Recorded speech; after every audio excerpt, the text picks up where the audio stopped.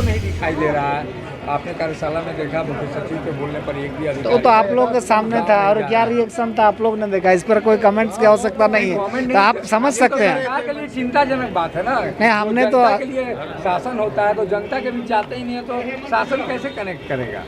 देखिए बात सही है, जिम्मेदारी जितने सरकार में चाहे मंत्री हों चाहे सरकार के पदाधिकारी हों, जिम्मेदारी सबकी है। और जिम्मेदारी यदि ईमानदारी से हम लोग लेंगे तो जो भी सरकार का उद्देश्य है वो पूरा होगा। आज जो कार्यशाला था अबुआ दिशुम अभियान पर कार्यशाला था कि 2006 का जो वन अधिकार अधिनियम है वो क्यों झारखंड में और कारगर तरीके से नहीं लागू हो पाए, इसका लाभ जिस उद्देश्य के लिए कानून बना है उन लोगों को क्यों नहीं हो रहा, इसको लेकर के कार्यशाला हो रहा था। इसलिए जो जिला के अधिकारी हैं या फॉरेस्ट विभाग के अधिकारी हैं और जो कंसर्निंग विभाग के लोग हैं उनको ये कहा जा रहा था, डायरेक्शन दिया जा रहा था कि इस अभियान को सफल करना और बेहतर ढंग से करना, यही उद्देश्य। सरल बनाएंगे, जो भी सरल बनाने की सरल है, उसको स्वीकार करने की आवश्यकता है। अबुआ दिशुम अभियान कार्यक्रम में हमारे बीच उपस्थित हमारे माननीय मुख्यमंत्री श्री चंपेश्वरन जी, राज्य के मुख्य सचिव एल कांते जी, प्रधान सचिव श्रीमती वंदना डाडन जी,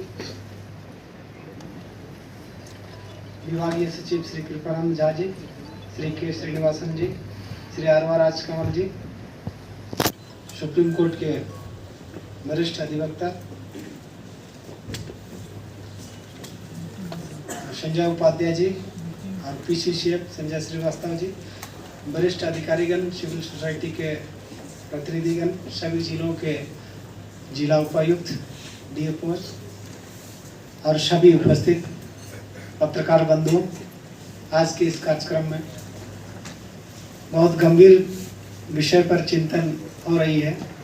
चूँकि जहाँ रिजर्व फॉरेस्ट एक्ट और इको सेंसिटिव जैसा फॉरेस्ट विभाग के द्वारा उनको संरक्षित करने के लिए कानून हम लाते हैं, उसके बावजूद भी वन अधिकार अधिनियम जैसे कानून ला करके वन क्षेत्रों में रहने वाले, चाहे वो अनुसूचित जनजाति हो या अन्य समुदाय के लोग हों, उनको हम फॉरेस्ट में अधिकार देना चाहते हैं। तो ये जो उद्देश्य है, ये जो भावना है, उसको समझने की जरूरत है। जैसे कि हमारे पूर्व वक्ताओं ने बहुत स्पष्ट रूप से इसके बारे में अपनी बातें रखी। 18 वर्षों तक 2006 जो फॉरेस्ट राइट एक्ट लागू होने के बावजूद इस राज्य में उसको हम बहुत बेहतर ढंग से लागू नहीं कर पाए, और जिन लोगों के लिए ये कानून लाई गई उनको हम उसका समुचित लाभ नहीं दे सके दूसरे राज्यों की अपेक्षा। ये सोचनीय विषय है। क्योंकि मैं सरांडा वन क्षेत्र से या कोलाम से आता हूँ और मुझे इसके बारे में जो विसंगतियाँ हैं, ये जो 4 चीज़ें हैं, निचले स्तर से ऊपर आते आते कहाँ इसका ऑब्जेक्शन हो जाता है और किस कारण से वो दावा को खारिज किया जाता है, ये कुछ मानसिकताएं बदलनी होगी। हम कुछ बात बोल रहे हैं, किसी को तकलीफ नहीं हो तो मैं ये कहना चाहता हूँ, खास करके फॉरेस्ट विभाग के लोगों को थोड़ा सा मानसिकता बदलना होगा। ये सारी बाध्यताएं रहते हुए भी हमको कुछ चीजें छूट देनी है, ये मानसिकता यदि होगी तो हम निश्चित तौर पर जो सरकार का उद्देश्य है उन लोगों को लाभ देने का, उसको हम अचीव कर सकते हैं। और खास करके उपायुक्त और डीएफओ को तो हम कहेंगे कि चीफ सेक्रेटरी साहब पूछ रहे थे कि भाई आप कभी ग्राम सभा में उपस्थित थे, कभी उन चीज़ों को गहराई से देखें, तो किसी का जवाब नहीं आया था। हमने इसको गौर किया, क्योंकि आज जो माओवादी की स्थितियां जंगल क्षेत्र में है, इसमें कहीं ना कहीं जमीन एक बहुत बड़ा फैक्टर है, इसको आपको गहराई से समझना हो। आज जो डाइन प्रथा है वो एक अंधविश्वास जिसको हम मानते हैं, उसमें भी कहीं ना कहीं जमीन का मामला है, इस बात को समझना पड़ेगा। तो ये अशिक्षा के कारण से और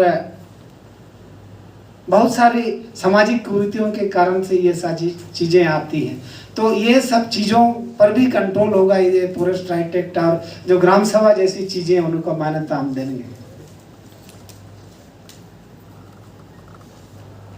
और जैसे सामुदायिक पट्टा का जैसे मामला आता है कि उस पंचायत के लोग, इस पंचायत के लोग, तो उसमें बहुत बड़ा 2000 एकड़ का जंगल है, जिसमें जो है ना कम्युनिटी राइट्स के लिए लोग जो है ना वो कहते हैं कि मेरा है, वो कहता है कि मेरा है। तो ऐसे स्थिति में क्या होता है कि लड़ाई होने का स्थिति होता है।